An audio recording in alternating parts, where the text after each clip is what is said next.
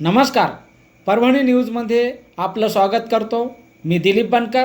पाहूया आजच्या ठळक घडामोडी. युगप्रवर्तक अभिवादन सोहळा परभणी.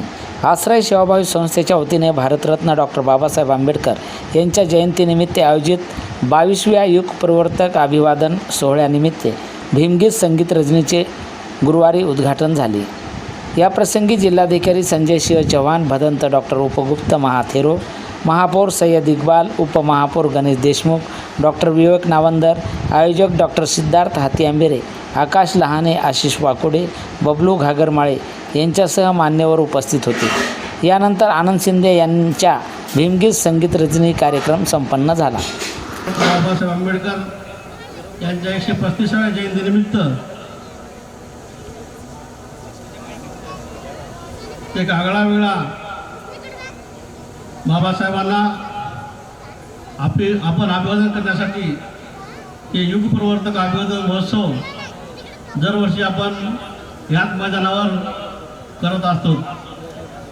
या भीमगीत संगीत रजनीचं या वर्षीचं 22वं वर्ष आहे. या भीमगीत संगीत रजनीच्या कार्यक्रमाला मंचावर उद्घाटक म्हणून आपल्यामध्ये उपस्थित असलेले त्या जिल्ह्याचे कर्तव्यदक्ष जिल्हाधिकारी संजय चव्हाण साहेब, महापौर परभणी शहराचे उपमहापौर गणेश देशमुख, आमचे मार्गदर्शक, मंचावर उपस्थित असलेले मेहराजी सिद्दीकी, आंबेडकर चळवळीचे ज्येष्ठ नेते सिद्धार्थदादा भराडे, आंबेडकर चळवळीचं युवा नेतृत्व आशिष वाकोडे. सर्वांना नमस्कार. आश्रय सेवाभावी फाउंडेशन यांच्या वतीने हे 22वं वर्ष आहे. विश्वरत्न डॉक्टर बाबासाहेब आंबेडकर यांची आपण 135वी जयंती या ठिकाणी साजरी करतो आहोत आणि खूप छान भीमगीत संगीत रजनी आपल्याला या ठिकाणी ऐकायचे आहे.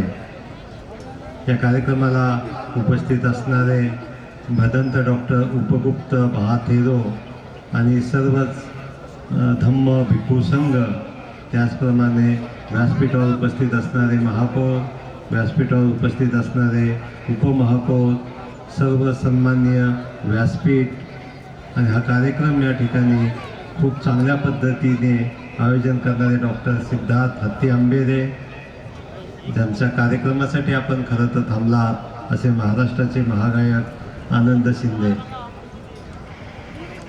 आता सुरुवातीला उपगुप्त महाथेरो म्हणत असं म्हटले की सर या ठिकाणी एका गावात ते गेले होते आणि ती जयंती साजरी केली, ती मराठा समाजाच्या लोकांनी केली, या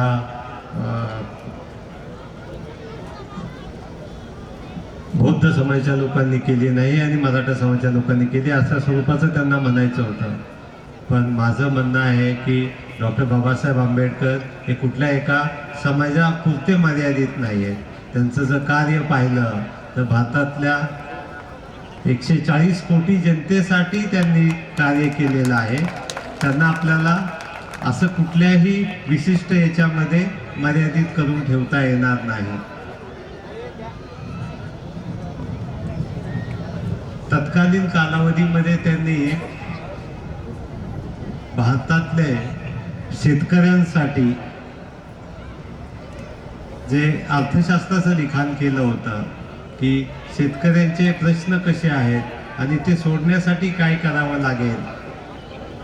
युरोपियन समाजामध्ये त्या ठिकाणी मिळणारी सबसिडी, त्या ठिकाणच्या सगळ्या गोष्टी आणि भारतातल्या शेतकऱ्यांचं स्मॉल होल्डिंग, खूप कमी असणारं शेतीचं क्षेत्र आणि त्यातून कशा पद्धतीचं शेतकऱ्यांचं उत्पन्न वाढवायचं असेल तर त्यासाठीचा प्रबंध त्यांनी 1918 सालीच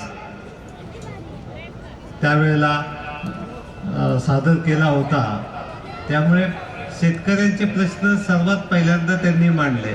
त्यामुळे सर्व शेतकरी समाज, त्याच्यामध्ये सर्व 18 पगड समाजाचे लोक येतात, त्याच्यासाठी त्यांनी काम केलेलं आहे. डॉक्टर बाबासाहेब आंबेडकरांनी महिलांसाठी खूप काम केलेलं आहे. महिलांना त्यांचे हक्क मिळवून देण्यासाठी राज्यघटना असेल किंवा त्यांनी महिलांसाठी आजपर्यंत शिक्षणाची आणि इतर सर्व दारं बंद होती, ती राज्यघटनेच्या मार्फत खुली करण्याचं खूप मोठं काम त्यांनी केलेलं आहे. आणि त्यांनी सांगितलेलं आहे, या ठिकाणी महिला वर्ग खूप मोठ्या प्रमाणात उपस्थित आहे. डॉक्टर बाबासाहेब आंबेडकरांनी सांगितलं होतं आपल्या. आणि याचबरोबर हे बातमीपत्र संपलं. पुन्हा भेटूया पुढील बातमीपत्रात. शहरातील ताज्या घडामोडी जाणून घेण्यासाठी पाहत राहा परभणी न्यूज.